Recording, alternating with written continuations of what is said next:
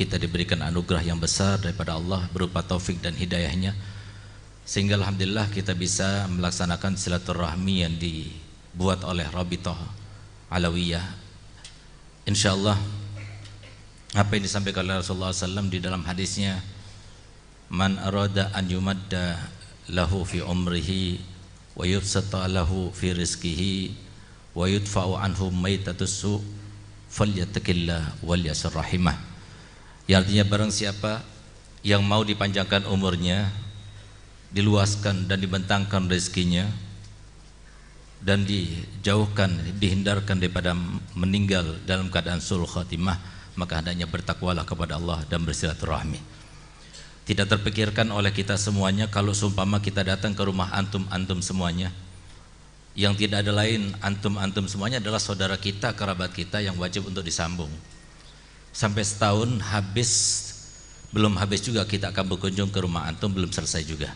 Tapi alhamdulillah dengan hanya beberapa jam kita berada di tempat ini, insya Allah semuanya dapat panjang umur, semuanya dapat murah rizki, semuanya dapat insya Allah meninggalnya dalam keadaan husnul khatimah setelah panjang umur fi sihah wal afiyah. Amin amin ya rabbal alamin.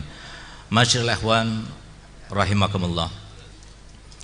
Karena keterbatasan waktu yang disampaikan kepada kami hanya ingin menyampaikan intinya saja, yaitu mari kita bersama-sama kembali kepada fungsi.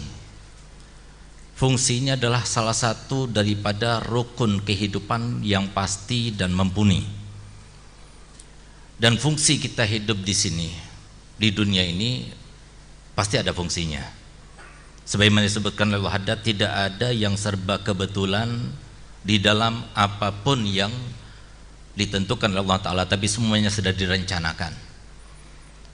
Fungsi kita sebagaimana dikatakan oleh Habibana Allah Haddad adalah khuddamul ummah. Sekali lagi, fungsi kita sebagai para zuriat Nabi itu adalah khuddamul ummah. Yang namanya khadim, maka harus kita itu mengikuti kepada pelopornya, prakarsanya, yaitu Nabi kita Muhammad SAW. Cukup filsafat yang perlu kita tanamkan dalam hati kita masing-masing, di mana Nabi SAW filsafat dakwahnya itu berdiri dalam dua asas yang sangat penting. Yang pertama, Nabi SAW di dalam doanya ketika beliau disakiti, diganggu, dilukai, maka beliau katakan, Allahumma ighfir li qaumi fa innahum la ya'lamun. Ini filsafat yang sangat luar biasa yang harus kita terapkan, bukan hanya untuk keluarga kita, tetangga kita, kerabat kita, tapi semua manusia. Artinya banyak yang kita dapatkan daripada muamalah yang tidak baik yang kita dapatkan daripada saudara kita, itu sebabnya karena mereka nggak tahu. Sehingga Nabi membangun dakwahnya itu dengan dasar filsafat Allahumma ighfir qaumi fa innahum la ya'lamun. Kalau mereka tahu, nggak bakal mereka melakukan semacam ini. Sehingga apa? Kewajiban kita itu bagaimana cara memberitahu kepada mereka. Ini untuk mereka, apalagi untuk kita sendiri dan keluarga kita, yang memang dalam Al-Quran sudah diabadikan bagaimana pesan Allah SWT kepada Nabi kita Muhammad SAW, wa anzir ashiratakal akrabin. Hendaknya saudara-saudara kalian, saudara-saudaramu dulu, kerabat-kerabatmu dulu yang perlu diperhatikan, yang perlu didakwai. Ini penting sekali.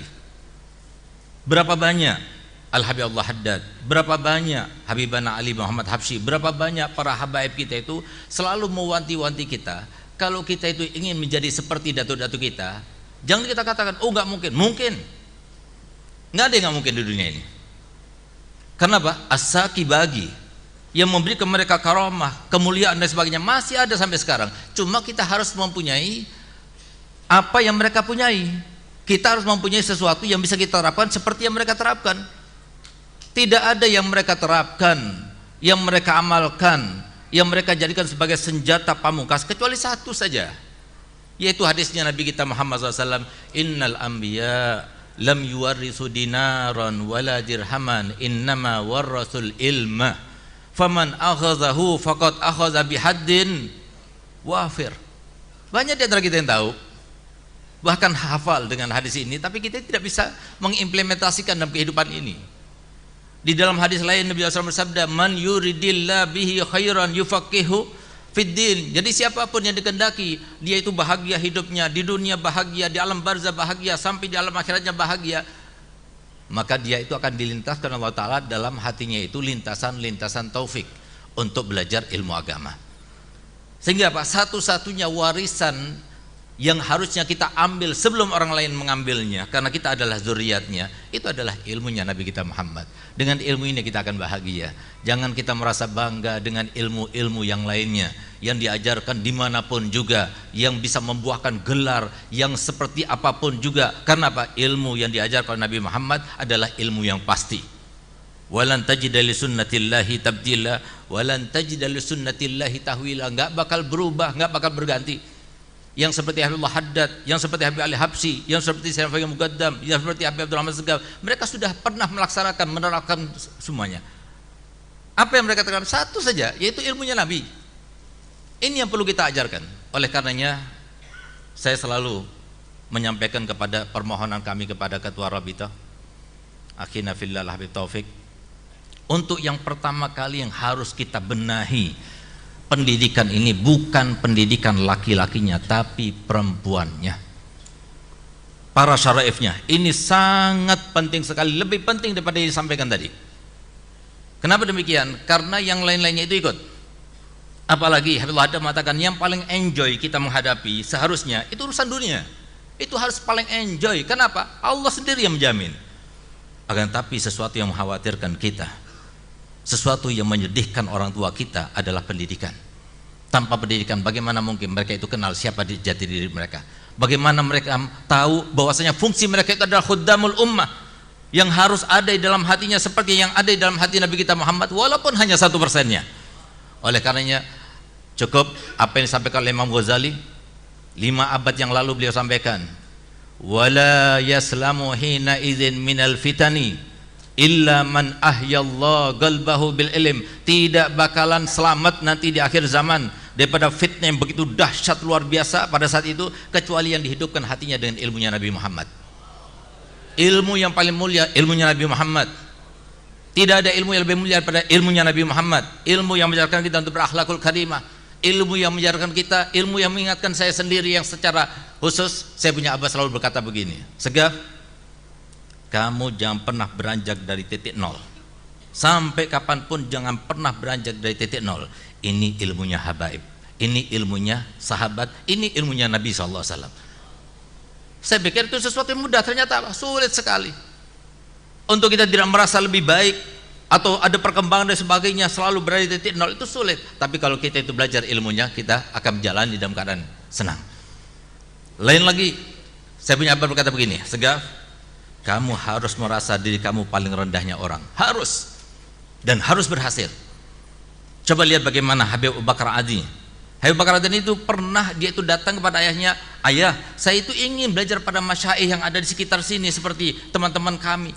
Apa katanya ayahnya? Gal, tidak, sampai saya uji dulu. Maka kemudian, baik ayah, saya siap untuk diuji. Besok kamu pergi dari pagi, cari makhluk Allah yang lebih rendah dari kamu.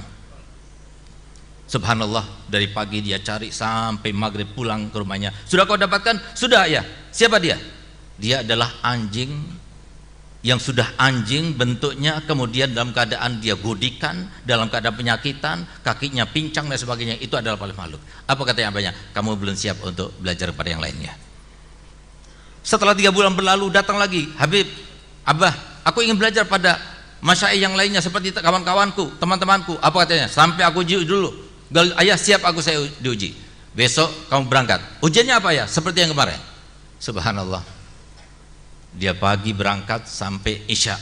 Begitu sampai Isya kembali kepada ayahnya ditanya, gimana Abu Bakar? Sudah kau dapatkan? Gal, sudah ayah. Siapa? Yang ternyata aku cari dari mulai pagi sampai malam, makhluk Allah yang paling rendah tidak ada kecuali aku. Apa kata Habibullah? Sekarang kamu belajar pada yang lainnya. Nggak mudah.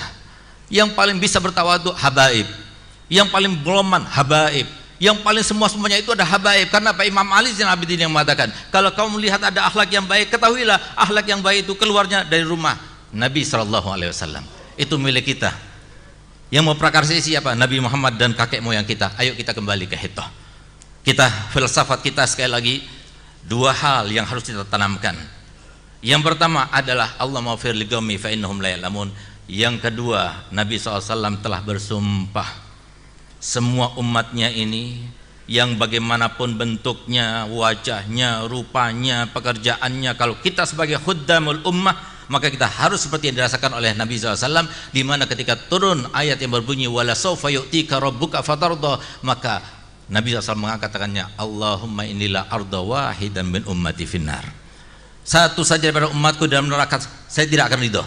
Itu yang ditanamkan oleh Nabi SAW. Semoga itu juga yang kita rasakan. Semoga dengan kita itu beranjak dari tempat ini, insya Allah nanti dalam keadaan semuanya dosa kita diampunkan, semua hajat kita dikabulkan, dan semoga yalhaqul al-fara' bil asal, insya Allah, sehingga kembali lagi kita seperti yang semula, seperti yang diinginkan Nabi Muhammad SAW, sehingga berguna untuk kita dan untuk keturunan kita selanjutnya. Amin ya rabbal alamin. Hadza wa minkum. Wassalamualaikum warahmatullahi wabarakatuh.